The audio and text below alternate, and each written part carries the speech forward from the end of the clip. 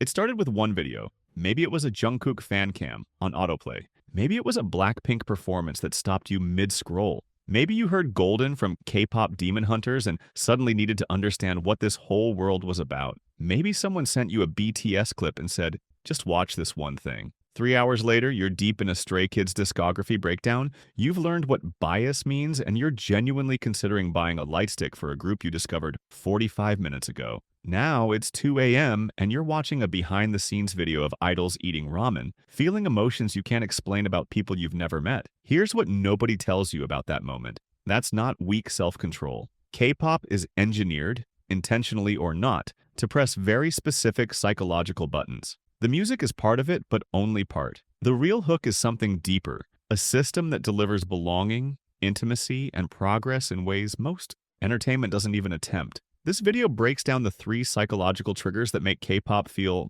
obsessive, and a quick test to figure out which one is driving you. Because I can't stop watching isn't one thing. It's usually one of 3 needs being met so efficiently that your brain doesn't want to look away. Trigger 1 is belonging, the tribe and identity piece. Trigger 2 is intimacy, the parasocial closeness that makes idols feel like people in your actual life. Trigger 3 is progress, the dopamine loops built into streaming goals, comebacks, collecting, and leveling up within the fandom. One of these looks like obsession from the outside, but is actually a healthy need for connection being met.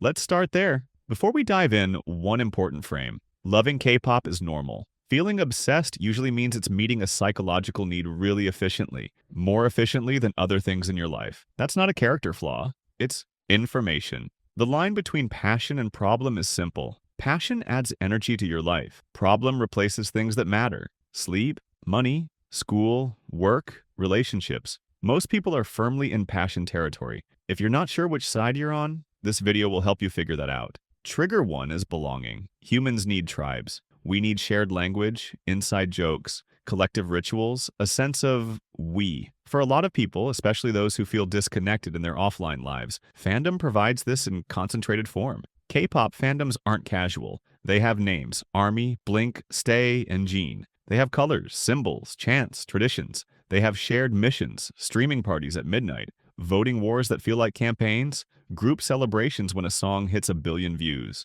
When you're part of this, you're not just listening to music, you're part of something. You have a role. Your contribution matters to a collective goal. The loneliness that might exist in your day-to-day life gets temporarily erased inside the fandom, because here, you belong automatically. Here's how belonging shows up. You feel a rush when your fandom wins something. A chart position, an award, a trending hashtag. You use language that outsiders don't understand, and that exclusivity feels good. You feel defensive when someone criticizes your group, almost like they're criticizing you. The emotional highs are communal. You're not experiencing them alone. You might have closer relationships with online fandom friends than with people you see in person, and those friendships are real even if others dismiss them. What's actually happening underneath is social identity activation. Your brain starts treating the fandom as part of your self-concept. Their wins feel like your wins. Their losses sting.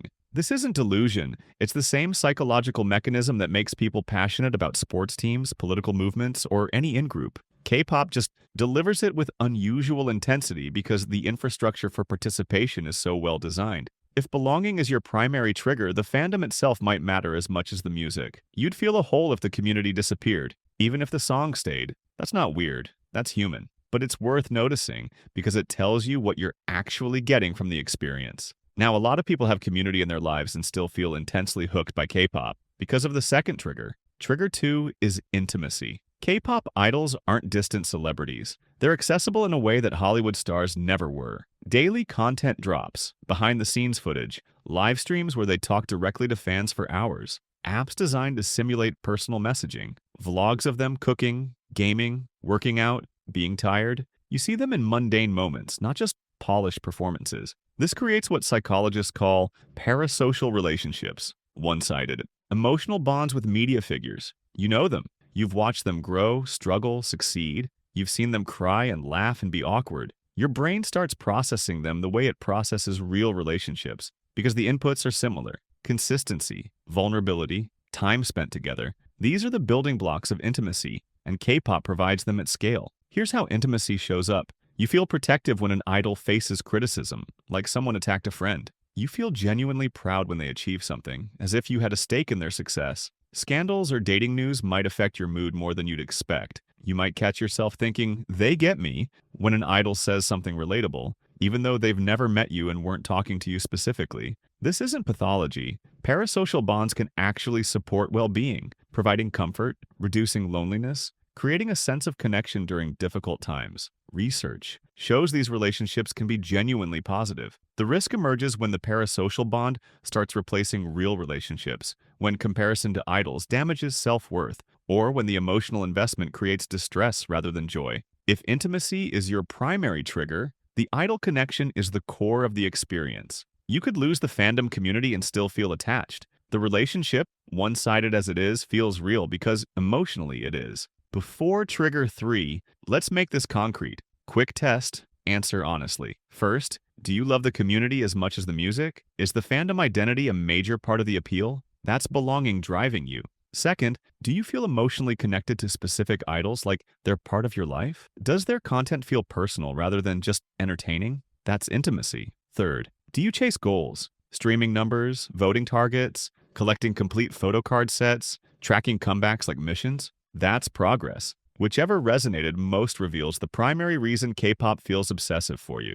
And trigger 3 is the one that turns I love them into I can't stop. Trigger 3 is progress. K-pop isn't just content. It's a game with levels, missions, and rewards. Comebacks aren't album releases. They're events with goals attached. Stream this many times before midnight. Vote on this app to win this award. Collect all versions of the album to complete the set. Pull the rare photocard or trade until you get your bias. This structure activates dopamine loops, the same reward systems that make video games and social media so sticky. There's always another goal. There's always something scarce that creates urgency. There's always a ranking you could climb or a set you could complete. The just one more feeling isn't weakness. It's your brain responding predictably to a system designed to create exactly that response. Here's how progress shows up. You've said just one more album to pull my bias and meant it. You've stayed up to hit a streaming goal because missing it felt like failure. You track numbers, views, sales, chart positions, like a sports fan tracks stats.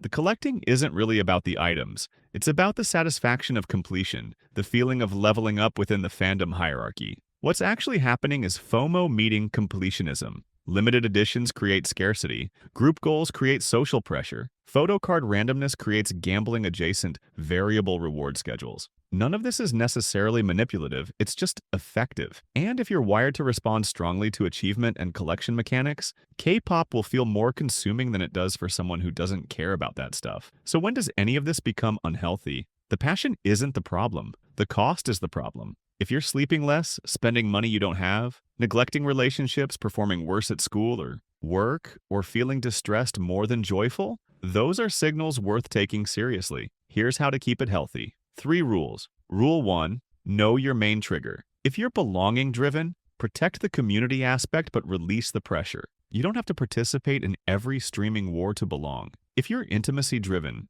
enjoy the content but guard your self-worth. The idol's life isn't a measuring stick for yours. If you're progress-driven, set hard limits. Decide in advance how much time and money you'll spend, then stop. The goal chasing never ends otherwise. Rule 2, install one boundary. Pick something concrete. Time boundary, no content after midnight. Money boundary, one album per comeback, no exceptions. Emotional boundary, I don't argue online defending artists. One clear line is easier to hold than vague intentions to do less. Rule 3, replace the loop, not the fandom. You don't have to quit something you love, you just have to redirect the compulsive parts. Swap endless scrolling for one curated playlist and one performance video. Swap buying every version for trading or picking one collection goal. Swap doom-scrolling fandom drama for a week of music-only mode. You keep the joy while releasing the parts that drain you. Here's what I want you to take from this. K-pop fandom isn't a red flag. It's not immaturity or escapism or whatever dismissive label people throw at it.